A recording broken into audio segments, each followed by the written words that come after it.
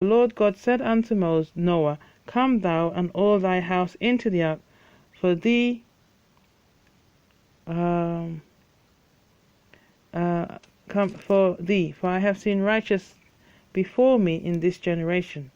Of every clean beast thou shalt take thee by 7, the male and his female, and of beasts that are not clean by 2, the male and the female. So that makes 9. Whoa, so they didn't get to the number 10. They didn't get to the number 10. They stayed under the number 9. They stayed under 10. Right.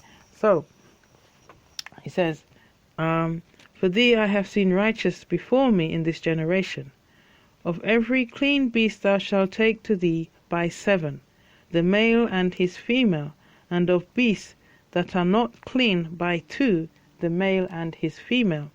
Of fowls also of the air by 7, the male and the female, to keep seed alive upon the face of all the earth.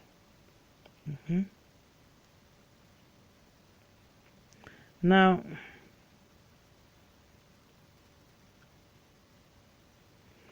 so, but if we go over to chapter 6 here, and in verse 13 or 12, it says here, And God looked upon the earth, and behold, it was corrupt, for all flesh had corrupted his way upon the earth.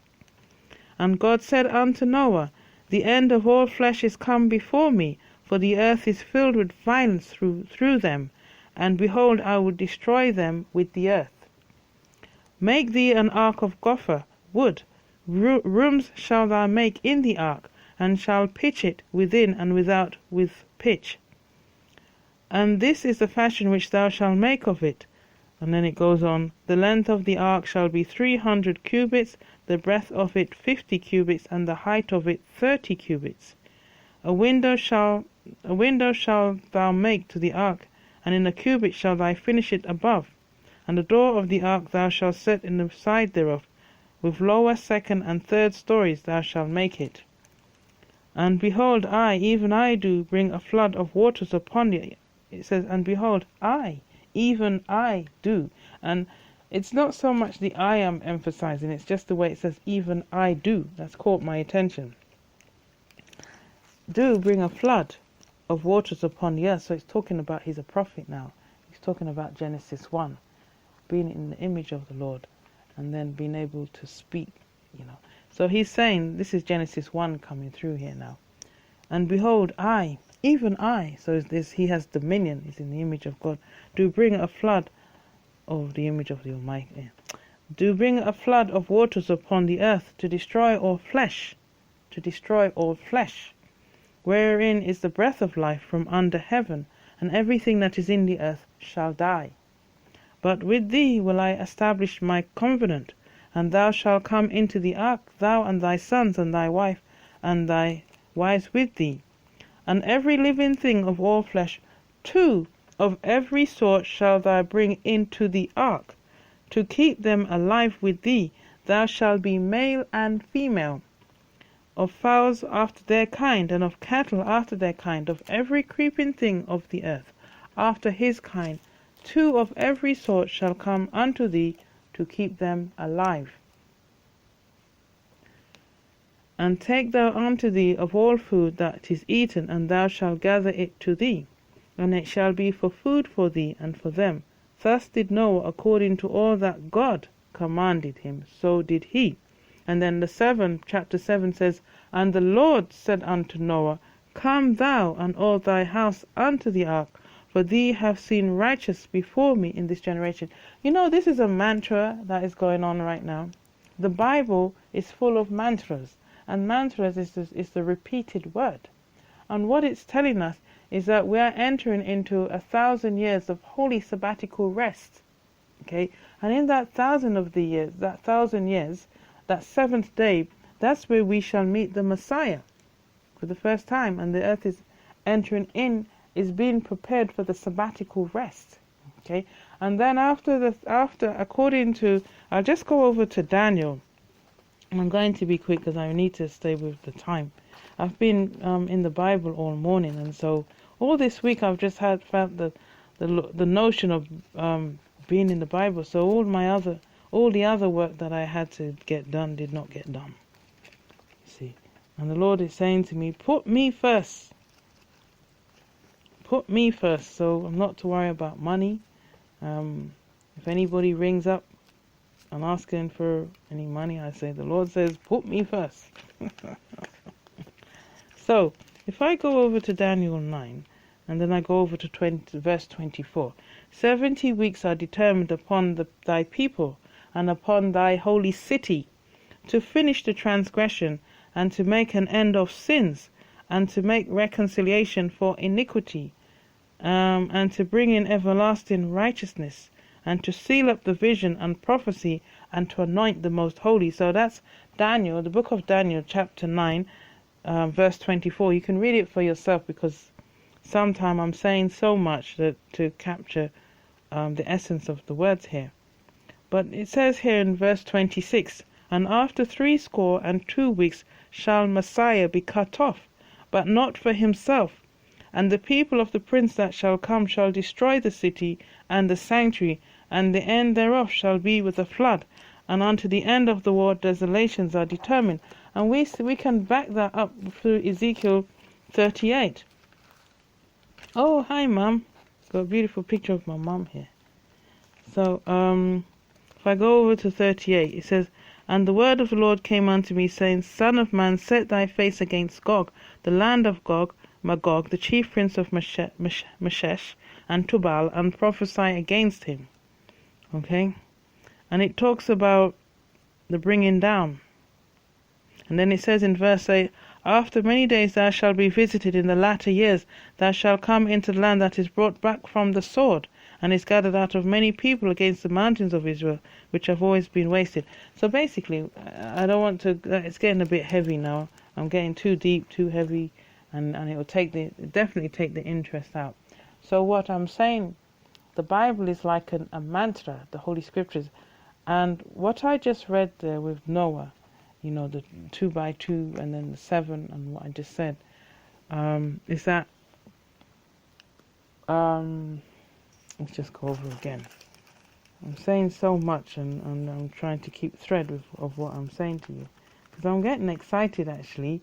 The Lord is revealing. He's really saying something. There's something the Lord, and that's why I spent this week in the Bible, because the Lord is saying something. And I have yet to unfold what the Lord is saying, really. He's really saying something here, right? So I said as I was reading, I don't know what I said. Oh, yes. So I said about God and then the Lord. And I said that we are to, because it's talking in twos, the male and the female counterpart, which is telling me about day 6 on Genesis, okay? And we are about to enter day 7, right?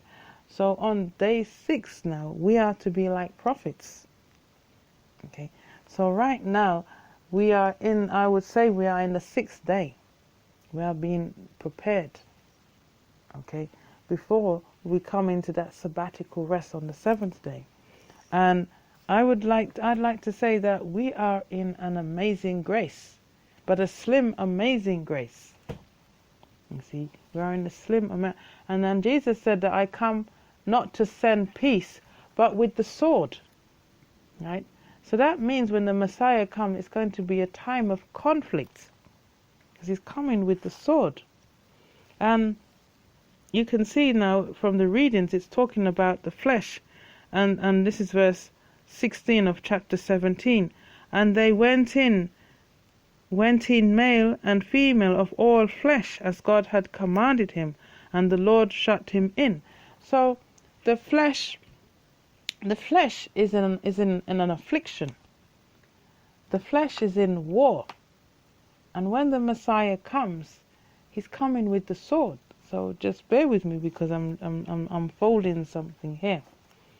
So I said the scriptures is like a mantra. I'm deciphering right now, folks. So where we are entering, or we have probably entered into the 6th day, okay, when we are to come into the image of the Lord. And that means we become high prophets of the Lord. And in that high prophets now, Man does not live by spirituality alone, by bread, but every mouth that proceedeth out of the mouth of every word that proceedeth out of the mouth of the Lord. Now there will be those who will say, yes, I am a prophet. But the Lord has shown me that there aren't many prophets. He tells me, he says, no, he's not a prophet. No, he's not a prophet. No, he's not a prophet. No, he's not a prophet. So there are many mockery. And you know, when we read this Gospel of Jesus, just before he goes for his crucifixion, the mocking spirit comes out. The mocking spirit comes out. And the Lord had me write some essays around about 2004 all the way up to 2009. And I was writing about the original intention of the Lord's hand and the artificial.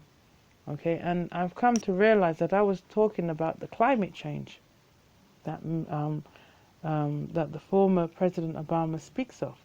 We seem to be carrying the same message. Actually, we carry the same message. The Lord has shown this to me and has told it to me. So, I'm just thinking something has kind of gone amiss, because we're in day 6 and we're being prepared to become high prophets. And now I have to hear again what the Lord is trying to tell me, or what I'm trying to hear from the Lord. Because how I've seen it of recently is that we enter into the sabbatical rest. And at the end of the rest, according to the Gospel of St. Mark, it talks about the anointed one. So we become high prophets and become anointed, so we become truly Christians.